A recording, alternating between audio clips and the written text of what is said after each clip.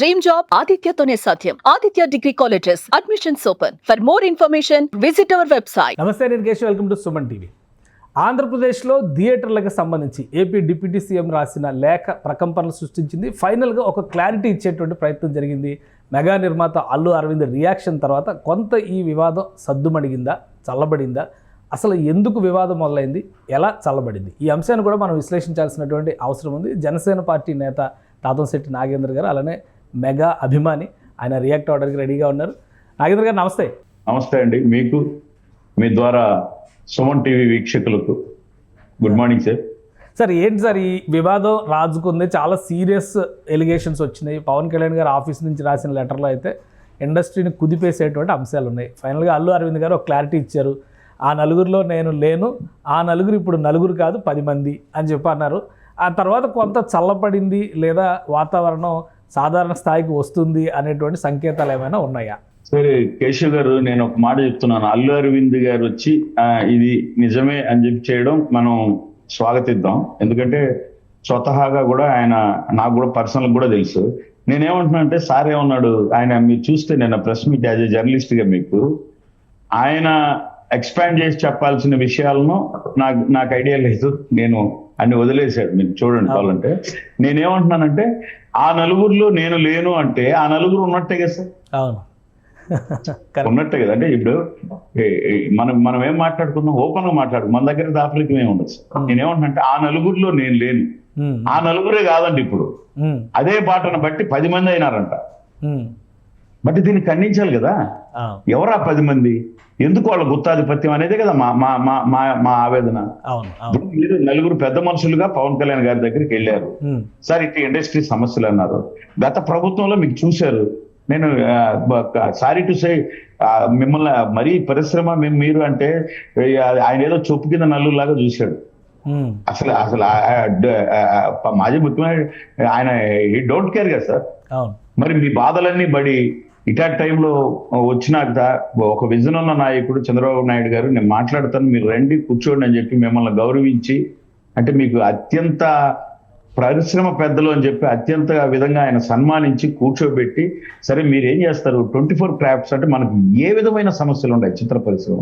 నేను ఒక సినిమా వాడిగా చెప్తున్నా, ఒక అకంపెనీ అందరూ కలిసి రండి అంటే, ఒక డిస్ట్రిబ్యూటర్లు, దాంట్లో నుంచి ఒక 2-3 ఎగ్జిబిటర్లు, దాంట్లో నుంచి ఒక 2-3 నిర్మాతలు, ఒక 2-3, అంటే ఏమేమి సమస్యలు ఉన్నాయో అన్ని అంశాలను మీరు వస్తే పర్ఫెక్ట్ గా సీఎం గారితో కూర్చొని మనం మాట్లాడుకుందాం, చిత్ర పరిశ్రమను అభివృద్ధి చేద్దాం. అంతే కదా సార్. ఈ రోజు హరిహర వీరమెల్లి సినిమాలు పక్కన పెడదాం, ఆయన చెప్పింది అదే. మరి ఇంతవరకు ఎందుకు రాలా మీరు? కొన్ని కట్టసీకైనా మీరో ఇంకోరో నలుగురు వచ్చి సీఎం గారిని అభినందించడానికన్నా అంటే వచ్చారా మీరు? అంటే మీ ఒక అంటే మీరు చెప్పింది ఏంది, మనం ఏంది అనే టైప్ లో ఉన్నారా మీరు? ఇక్కడ ఒక మాట ఏం చెప్తున్నారంటే, గతంలో పవన్ కళ్యాణ్ గారే అన్నారు, మేము చేసేది ప్రైవేట్ వ్యాపారం, ఇందులో ప్రభుత్వాలు జోక్యం ఎందుకు అని పవన్ కళ్యాణ్ గారే ప్రశ్నించారు. ఇప్పుడు అధికారంలో ఉంటే ఆయనే రమ్మని పిలుస్తున్నారు, ఎందుకు రాలేదని ప్రశ్నిస్తున్నారు అంటున్నారు. చాలా మంచి ప్రశ్న ఇది. ప్రైవేటు గవర్నమెంట్ కాదు కదా సార్, మీరు సమస్య పెట్టుకుని వచ్చిందే కదా. అవును, మీరు మన ఇండస్ట్రీలో ఉన్న ఆయన ఒక ఉప ముఖ్యమంత్రి అయినాడని వచ్చినారు కదా. ఆయన ఏం చెప్తున్నాడు, నేను ఈ సమస్యలన్నీ నేను దగ్గరగా మీతో పాటు ఉండి చూసినోడిని, మనం ఇంత బడ్జెట్ అవుతుంది, ఆ 100 రూపాయలు పెంచుకోకపోతే మనకి ఇష్టం, కానీ ప్రజలేమో టికెట్లు పెంచి రాస్తా, ఇటువంటి సమస్యలన్నిటిని మనం కూలంకుషంగా ఆయనతో మాట్లాడి ఫైనల్ గా అందరం బాగుండేటట్లు, పరిశ్రమ బాగుండేటట్టు, అందులో మనం ఉండేటట్టు మాట్లాడదామనే కదా పిలిచింది. మరి ఎందుకు రాలా? వాళ్ళ ఉద్దేశం ఏంటంటే, మనం బాగున్నాం, ఎవడెట్టుంటే మనకి ఎందుకు, మనం బాగున్నాం. ఇంక మళ్ళీ ఆయన చెప్పినాడు ఏదో పర్వాలేదు. ఇప్పుడు నేను పోయి చిన్న నిర్మాత ఎవరు సార్, నీకెందుకు సినిమా లేదు, నీకెందుకు థియేటర్ లేదు, ఇవన్నీ ఎవరు పట్టించుకుంటున్నాడు? అవి పట్టించుకోలేదనే కదా మాట్లాడుతూ ఉండేది. ఓకే, మీ అంచనా ప్రకారం రిటర్న్ గిఫ్ట్ అన్నారు పవన్ కళ్యాణ్ గారు. ఇంటెన్షనల్ గానే ఫిల్మ్ ఇండస్ట్రీ పెద్దలు లేదా ఫిల్మ్ ఇండస్ట్రీలో ఉన్నటువంటి అసోసియేషన్స్ ఇగ్నోర్ చేసినాయి అనుకోవాలా? పవన్ కళ్యాణ్ గారి సినిమా ముందర ఈ రాద్ధాంతం పెట్టడానికి కూడా అదే కారణమా?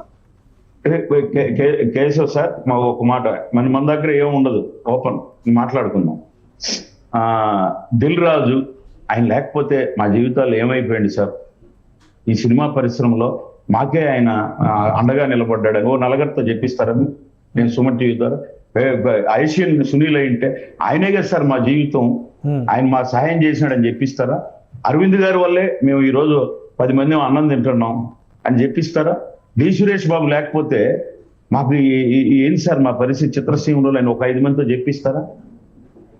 నాన్న ఎవరికి ఉపయోగపడారు సార్? మీరు కొన్ని లక్షల మందితో చెప్పిస్తారు. పవన్ కళ్యాణ్ గారు అదే సినిమా పరిశ్రమ నుంచి వచ్చి కష్టపడి రాత్రులు పగులు సినిమా చేస్తూ ఆ డబ్బు తీసుకొచ్చి 3,000 మంది కౌలు రైతులు ఇప్పుడు నిన్నటికి మొన్న సైనికులు ఎక్కడ పోయినా 50 లక్షల కోటి ఎక్కడ వస్తుంది సార్? ఆయనకి వేరే వ్యాపారం లేదు, ఆయనకి మైండ్స్ లేవు, ఆయనకి సిమెంట్ ఫ్యాక్టరీలు లేవు, గాలి మరలు లేవు. ఆయనకు తెలిసిన విద్య అదే. ఆ సినిమాలో ఏదో ఇస్తే ఒక 50 కోట్లు 40 కోట్లు ఇస్తే అబ్బా సంతోషం ఆయనకు, అడ్వాన్స్ ఇస్తానే ఇంక మనం ఏమేమి ఎవరెవరికి ఇవ్వాలని అంత ఇదిగా ఉన్న హ్యుమానిటీలో, అంత ఇదిగా మానవత్వంతో ముందుకెళ్లే నాయకుడితో మీకేం చేయండి అంటే నేను అడుగుతున్నా, గుర్తుందో లేదో డిసెంబర్లో కదా సార్ ఇది వచ్చింది సమస్య. మరి ఎందుకు ఆగింది? ఎవరి కొడుకు సినిమా ఉండదని ఆగింది, ఎవడి తమ్ముడు సినిమా ఉండదని ఆగింది సంక్రాంతిలో. ఇక అప్పుడే థియేటర్లు గొడవ చేసి స్టార్ట్ చేయొచ్చు కదా. అంటే మీ కడుపు అంతా నిండిపోయిన తర్వాత ఇప్పుడు కూడా నేను చెప్తున్నా, ఎందుకంటే కేశవ్ గారు మీకు అర్థమైందో లేదు నేను చెప్తున్నా, మీకు అర్థమయ్యేట్టుగా నేను చెప్తున్నా.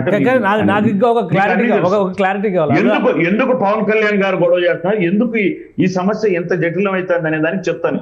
ఇప్పుడు 11 సంవత్సరాల నుంచి ఇబ్బంది పడుతున్నాడు అన్నమాట ఏఎం రత్నం అనే ఒక నిర్మాత.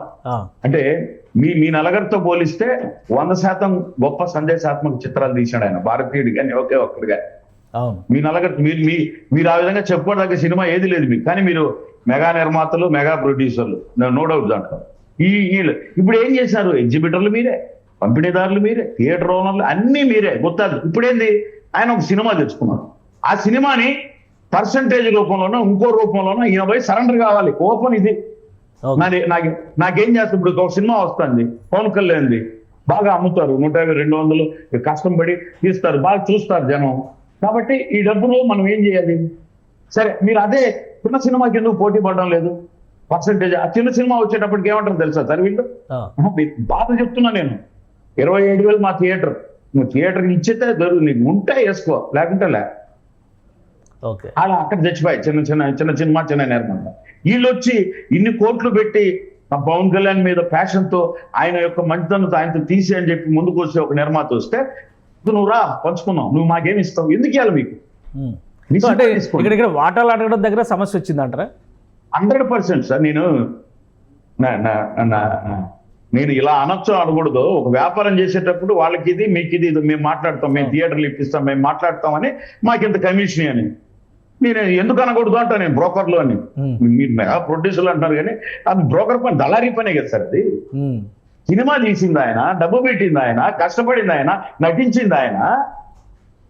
మీరు వచ్చేసి ఎంత పర్సంటేజ్ అని డిసైడ్ చేసేసి మాకు ఇవ్వాలి, మీకు అంటే వీళ్ళ చేతుల్లోకి వెళ్ళిపోవాలి. వెళ్ళిపోయిన తర్వాత ఒక 20% మేము వాళ్ళు అడిగారు, వీళ్ళు అడిగారు. అసలు ఇది నేను అడుగుతున్నా.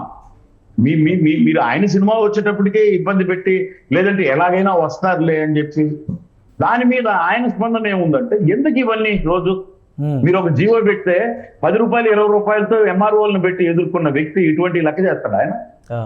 Okay, done. ఇప్పుడు మీరు థియేటర్లో నేను అడుగుతున్నాను కేశవ్ గారిని, నాకు వేరే వాళ్ళతో పని లేదా, అక్కడ నిర్మాతలతో నాకున్న ఇంటిమసీతో కేశవ్ గారిని అడుగుతున్నాను. ఇప్పుడు మీరు, నేను, లేదంటే ఒక మధ్యతరగతి ఎంప్లాయీ ఒక సినిమా పోతాడు సార్. ఇప్పుడు మనకు ఏఎంబీలో మన పిల్లలకు తెలుసా మనం పెద్దవాళ్ళం తక్కువ వాళ్ళం తెలియదు కదా. కూర్చుంటానే ఒక ప్యాకేజ్, ఒక 500 రూపీస్, డాడీ మాకు అది కావాలంటే తీసేయాలి కదా. మనం టికెట్ల కంటే ఎక్కువ ఉంటుంది. కూల్ డ్రింక్ 100 రూపాయల నుంచి 50 రూపాయలు వాటర్ బాటిల్. కూల్ డ్రింక్ ఎంత అండి? 4 పాప్కార్న్. బయట అదే వస్తువులు 3 కలిపి 30కో 40కో దొరుకుతాయి. మరి ఎవరికి వెళ్తుంది ఇదంతా? ఎవరు ఈ గుత్తాధిపత్యం? అంటే మీరు లీజుకి తీసుకుంటున్నారు కదా సార్. ఈ లీజు సంవత్సరానికి వాడు కట్టినప్పుడు వీడికి 6 నెలల్లో ఇక పాప్కార్న్ లో ఒక సినిమా పడితే వచ్చేయాలి అదంతా. ఎవరు నియంత్రిస్తారు ఇవి? పోనీ అక్కడ అన్ని వసతులు ఉన్నవా? మీరు బాత్రూమ్కి పోయినప్పుడు కానీ ఇంకోటి కానీ అన్ని క్లీన్ చేసి అది అదిగో మళ్ళీ కరోనా, చెల్లికి మళ్ళీ పెళ్ళినట్టు అంటున్నారు. ఆ జాగ్రత్తలు తీసుకుంటున్నారా? వీటన్నిటి మీద ప్రభుత్వం, మీరు వ్యక్తిగతంగా మీ ములాజులతో ఏం రావద్దు. ఎవరైనా సరే మీరు ప్రభుత్వ వ్యవస్థలతో మాట్లాడుకొని ప్రభుత్వ విధి విధానాలతో ఏ విధంగా ఉండాలి థియేటర్లు అనే దాని మీద మేము క్షుణ్ణంగా ఉంటాం, నాట్లే ఉంటాం అన్నాడు ఆయన. ఉందాం. కానీ అల్లు అరవింద్ గారు ఒక మాట అన్నారు, పవన్ కళ్యాణ్ గారు లాంటి వ్యక్తి సినిమా వస్తుంటే ఆపుతాం, థియేటర్లు మూసేస్తాం అనడం ఒక దుస్సాహసం అవుతుంది, ఆ సమావేశాలపైన నాకు ఇంట్రెస్ట్ లేకే 3 సమావేశాలను నేను అవాయిడ్ చేశాను, మా వాళ్ళని కూడా పార్టిసిపేట్ చేయొద్దని చెప్పాను అని చెప్పారు అన్నారు. సో ఆయన పోకుండా, ఆయన పార్టిసిపేట్ చేయకుండా ఉండడం గొప్ప సార్, నేను కాదన్ను. బట్ ఆయన ఈ సమస్యను ఎలా వెళ్తారని చెప్పి చొరవ తీసుకోవాల్సిన బాధ్యత లేదా? అంటే నేను వెళ్ళలేదు అంటే మేమేమనుకుంటాం, ఈయన ఉన్నాడు ఎందుకు లేదు, నువ్వు పోలేదేమో, నీ వాళ్ళని పంపిలేదేమో, మీరు మాట్లాడండి ఈ విషయం అని చెప్పినావేమో. అంటే నేను తప్పుగా అనుకో, ఆయన మీద మాట్లాడడంలే. నేనేమంటున్నానంటే ఎవరైనా కావచ్చు. ఇప్పుడు ఈయన వచ్చాడు, నేను ఇదే చెప్తున్నా కదా, బన్నివాస్ కూడా నిజమే సార్ మాట్లాడింది అన్నాడు, ఆయన కూడా అసోసియేట్ అయి ఉన్నాడు కాబట్టి జనసేనతో. రేపు పొద్దున్నే దిల్ రాజు వచ్చి ఆయన సినిమా ఆపగలమా అంటారు, ఇంకొక ఆయన ఏషియన్ సినీ కరెక్టే ఇది ఆయన అడగకూడదు అంటారు. అందరూ ఆ నిర్ణయంకి వస్తారు. ఎందుకు వస్తున్నారు ఆ నిర్ణయం చెప్పండి మీరు? అంటే ఎవరిని ఉద్దేశించి మేము బాధపడుతున్నాం? ఈ సమస్య లేదు కదా, అన్ని ఎవరి పార్టీ కూడా ఇచ్చేస్తే నేను బాధపడుతున్నాను ఎందుకని?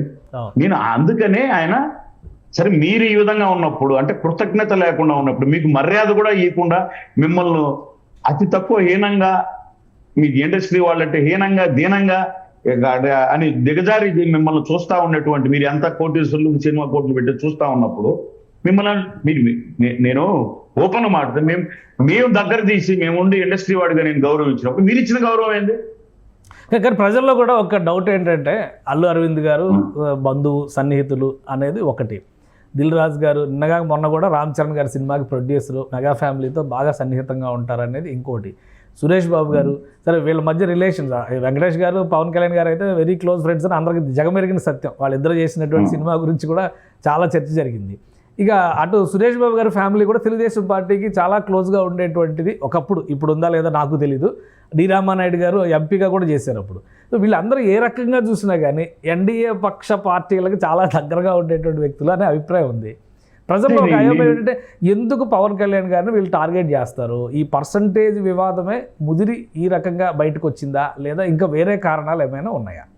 నేను వేరే కారణాలు అయితే నేను ఎతకను సార్. నేనైతే 100% చెప్తున్నా. నేను వీళ్ళే నిర్మాతలు అంటారు, వీళ్ళే ఎగ్జిబిటర్లు అంటారు, వీళ్ళే థియేటర్లు అంటారు. మీరు అన్నారు ఇప్పుడు ఆ వెంకటేష్ గారికి ఆ స్నేహం మా నాయకుడితో అందరికీ ఉంటుంది సార్, నో డౌట్. దాంట్లో ఇప్పుడు ఆయన ఒక కళను కానీ ఒక కళాకారుని నమ్ముకున్న వాడిని కానీ అత్యంత ప్రేమిస్తాడు. ఆయన సాటి చిన్న ఆర్టిస్ట్ ని కూడా మీరు అన్నారు ఇప్పుడు పార్టీల పరంగా వాళ్ళు టీడీపీతోనే యాత్ర సినిమా తీసిన డైరెక్టర్ వచ్చినా ఆయన ఒక డైరెక్టర్ గానే గౌరవిస్తాడు. అంత గొప్ప మానవతావాది పవన్ కళ్యాణ్ గారు, దాంట్లో నో డౌట్. ఆయన అది తీసినాడా.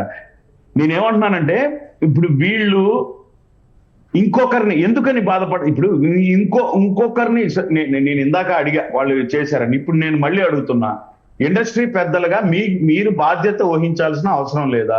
రెండోది, మీరేమంటారు, మీ క్షుణ్ణంగా ఎదిగి పాన్ ఇండియా 500 కోట్లు 200 కోట్లు, మరి డి రామానాయుడు గారికి సురేష్ గారికి ఆస్తి లేదా, డబ్బు లేదా?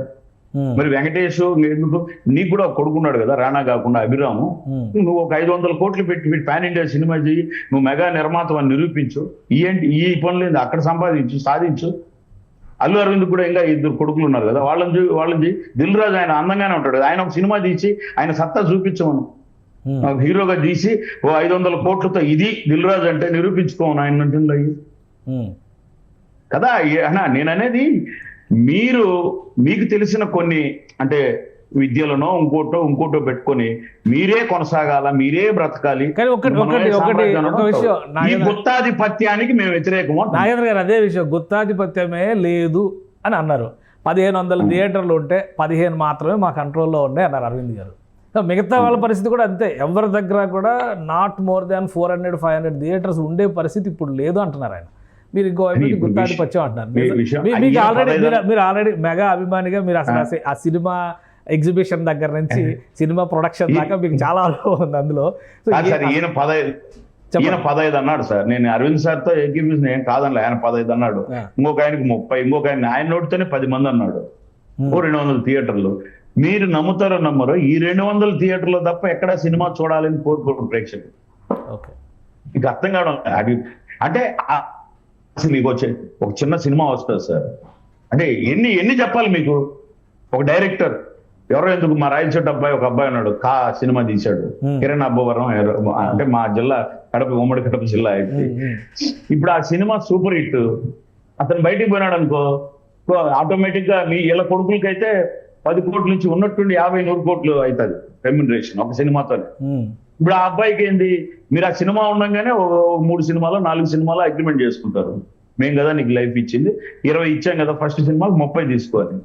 బయటికి పోతే 1 కోటి ఇస్తారు, అతనికి 2 కోట్లు ఇస్తారు. అంటే నేను ఒక ఎగ్జాంపుల్ ఇస్తున్నా, నేను ఎవరు ఏమని చెప్పడంలా.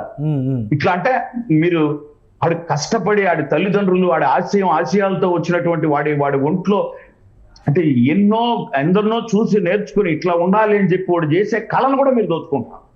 ఓకే, అంటే ఏంది బిజినెస్ కదా సార్ అది.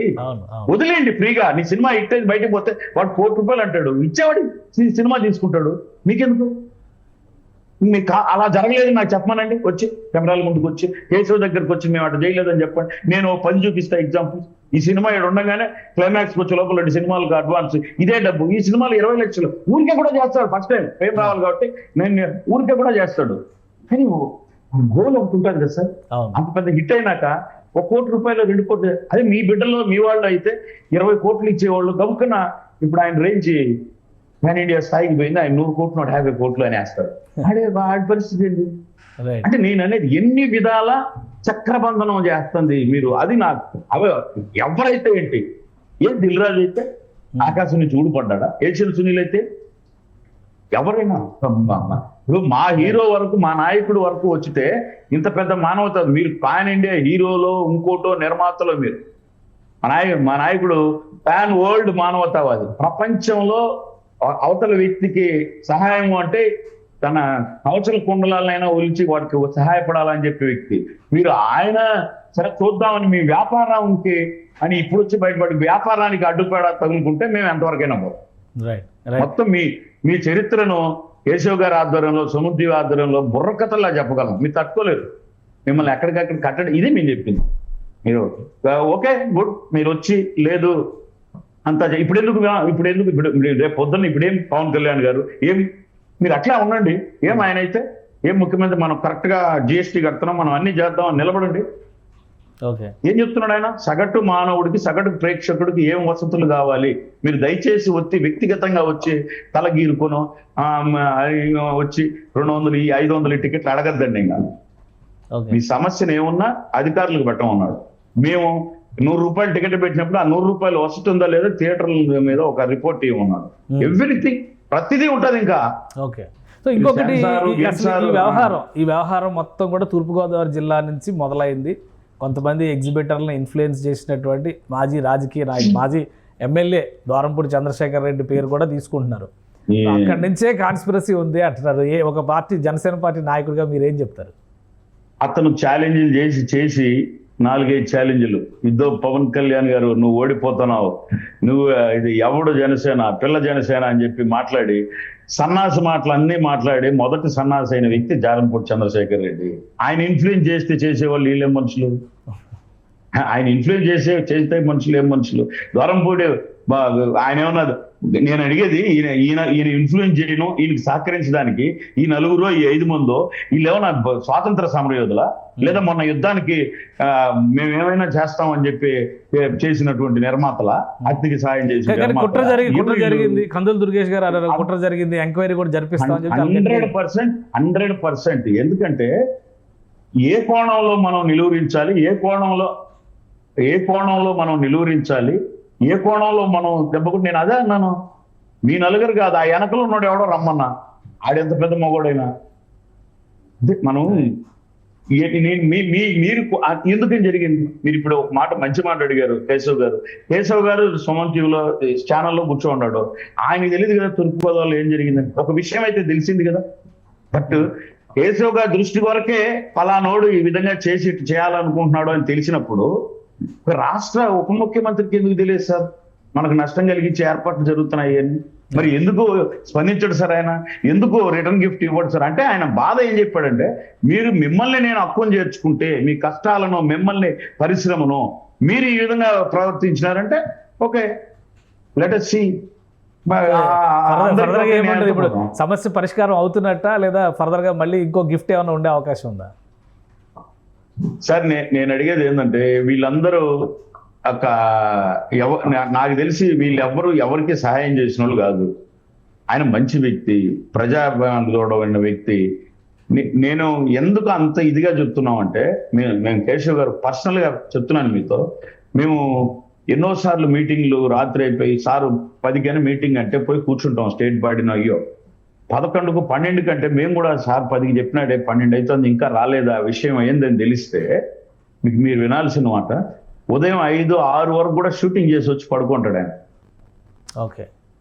ఆ 9కి లేచి 10కి చెప్పినా నేను పరిగెత్తుకుంటూ వస్తే మేము చూస్తున్నాం ఆయన కష్టాన్ని, ముఖం గళ్ళంతా పీక్కపోయి కూర్చొని ఒక్క మాట కూడా దాని గురించి మాట్లాడుకున్నాం. ఎందుకు అంత కష్టపడుతున్నాడు? ఆ 50 కోట్లు 20 కోట్లు రావాలి, ఆయన పార్టీని నడపాలి, ఓకే, ప్రజలకు ఉపయోగపడాలి.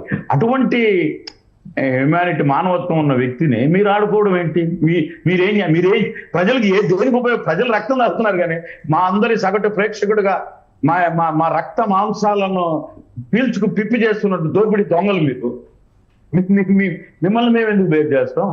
ఎక్కడ అది ఇంకా అద్దె లేదు. అది ఎవరైనా, అది కూడా చెప్తున్నాము, ఎవరైనా. సో యాక్షన్ మొదలైంది 100%. There is no doubt sir. ఎందుకంటే ఆయన పని ఆయన చేసుకొని వేరే వాళ్ళకి అడిగితే సహాయం చేసే వ్యక్తి మీరు. ఇప్పుడు ఎందుకు వచ్చింది సార్ ఈ సమస్య? పోనీలే హరిహర వీరమల్లు సినిమా అది రిలీజ్ అయిపోయిన తర్వాత ఆయన సినిమా ఉంది, మీరు పెద్ద మనుషులు అయితే రేపు మళ్ళీ చూద్దాం లేదంటే ఇంకోటి చూద్దాం అని. కానీ నేనేం అడుగుతున్నానంటే, మీరు ఒక సమస్య చెప్పారు కదా కేశవ్ గారు, ఇది ఇట్లా మొదలైంది తూర్పుగోదావరిలో, ఏంది థియేటర్ సమస్య అని. ఈ సమస్య కంటే ముందే కదా ఆయన పిలిచింది మిమ్మల్ని. ఈ సమస్యలు ఉన్నాయి అని మీరు చెప్పారు ఆ రోజు. సరే వెల్కమ్, అందరూ కలిసి రండి, సీఎం గారితో కూర్చొని క్లియర్ చేసుకుందాం అన్నాడు కదా, మరి మీరు ఎందుకు పోలే? సో ఒక గ్యాప్ అయితే ఏర్పడింది ఇండస్ట్రీకి, ఆంధ్రప్రదేశ్ ప్రభుత్వానికి. దీన్ని బట్టి అయితే అర్థమవుతుంది. ఎందుకంటే గతంలో తెలంగాణ ప్రభుత్వంతో పెద్ద సయోధ్య లేదు, ఇబ్బందులు పడుతున్నారు అనుకున్నారు. ఇప్పుడు ఆంధ్రప్రదేశ్ ప్రభుత్వంతో కూడా ఒక పెద్ద అఘాతాన్ని ఏర్పాటు చేసుకుందా ఫిల్మ్ ఇండస్ట్రీ? అంటే నేనేం చెప్తున్నాను సార్, ఇప్పుడు థియేటర్ ఓనర్ సంతోషంగా లేడు సార్. తెలుసా, మేము చిన్నప్పుడు థియేటర్ ఓనర్ అంటే మనం అంటే అదొక జమీందారు, అదొక వాడిని చూసినట్టున్నాడు. నిజంగా అట్టు ఉండడా సార్? తెలుసా, కన్నీళ్ళు వస్తాయి. మనము అద్భుతంగా చూసిన మన సొంత ఊర్లలో థియేటర్లు, చాలా థియేటర్లు పాడుపడిపోయి కళ్యాణ మండపాలు అయిపోయి అటువంటి పరిస్థితి వచ్చింది. అఫ్కోర్స్ డిజిటలైజేషన్ పెరిగిందో ఇంకోటో. మీరు థియేటర్ ఓనర్ పేరు చెప్పి మీరు ఆడుతూ ఉంటే, ఈ థియేటర్ ఓనర్కు ఇప్పుడు అడుగుతున్నాడు ఆయన, అంతే, థియేటర్ ఓనరు నువ్వు ఎంత లీజుకి ఇచ్చావు? అదే కదా ప్రభుత్వం అడుగుతుంది. నువ్వు ఎంతకి లీజుకి ఇచ్చావు? ఈ లీజు అతనికి ఏమొస్తుంది? తీసుకున్నవాడు ఏం కడుతున్నాడు ప్రభుత్వానికి? ఎంత వస్తుంది? ఈ జిఎస్టీలు ఎన్ని కరెక్ట్ ఇవన్నీ చూస్తుంది గవర్నమెంట్. అంటే నువ్వు థియేటర్ ఓనర్కు 2 లక్షలు ఇచ్చి నువ్వు 4 లక్షల ఆదాయం పొందుతూ ప్రభుత్వానికి ఏం లేకుండా మీరు గుత్తాధిపత్యం చేస్తుంటే ఎవరు చూడరు కదా సార్? ఎందుకు గమనం ఎందుకుంటారు? రైట్. థ్యాంక్ యూ నాగేంద్ర గారు, మీ అభిప్రాయాన్ని తెలియజేసినందుకు.